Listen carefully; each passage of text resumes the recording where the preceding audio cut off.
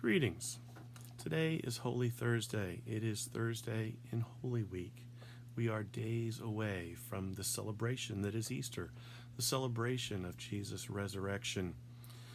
Rather than looking at one of our passages for Sunday, again, we are looking at one of the stories that took place in this special and unique week leading up to Sunday. Today, I have a small story from Mark chapter 12. If you want to follow along in your own Bible, open up to Mark chapter 12, beginning at verse 41, the widow's offering.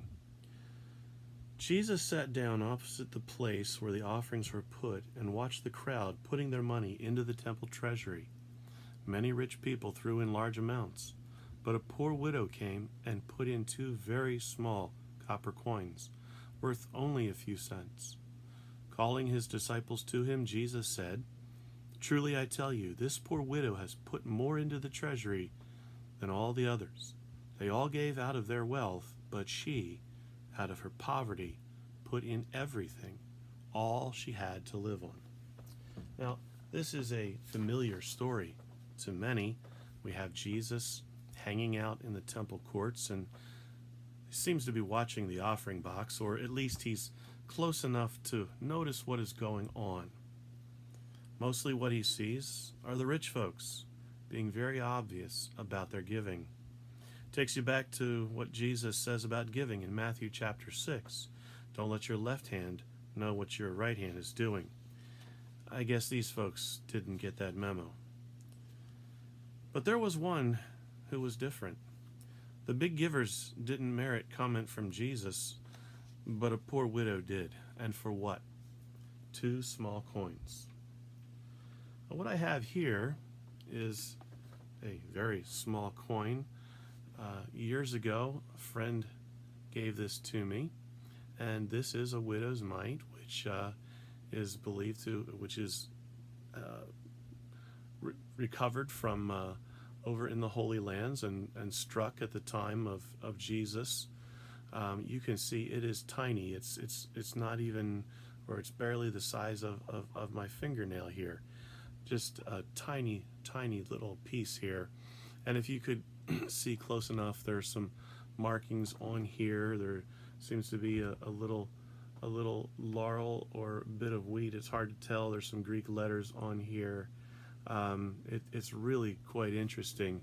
It's really quite interesting to look at this up close and to think this widow put in 2 tiny little copper coins just like this. You think about going to the grocery store today, that would not go very far at all. You wonder what it would buy even in Jesus' day. Obviously, this offering wasn't going to make the total in the offering box jump. It wasn't going to go up in a big way from what she threw in, but it was big in another way.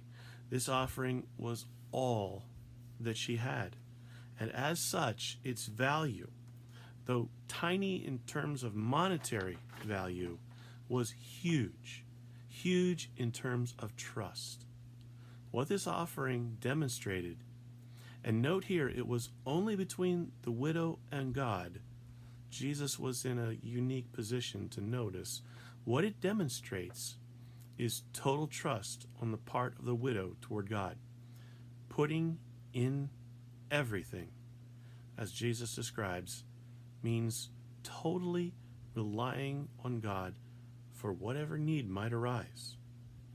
As we observe Jesus making his way to the cross, that's exactly what Jesus does himself. Put his whole trust in God the Father as he goes to the cross, as he hangs there, and as he dies.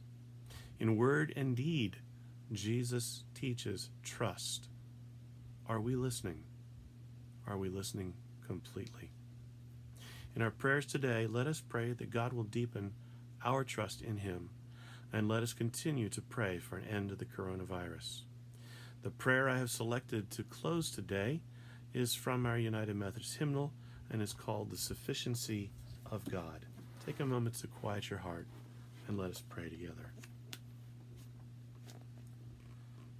God, of your goodness, give me yourself, for you are sufficient for me. I cannot properly ask anything less to be worthy of you. And if I were to ask less, I should always be in want. In you alone do I have all. Amen. God bless you and keep you today and every day.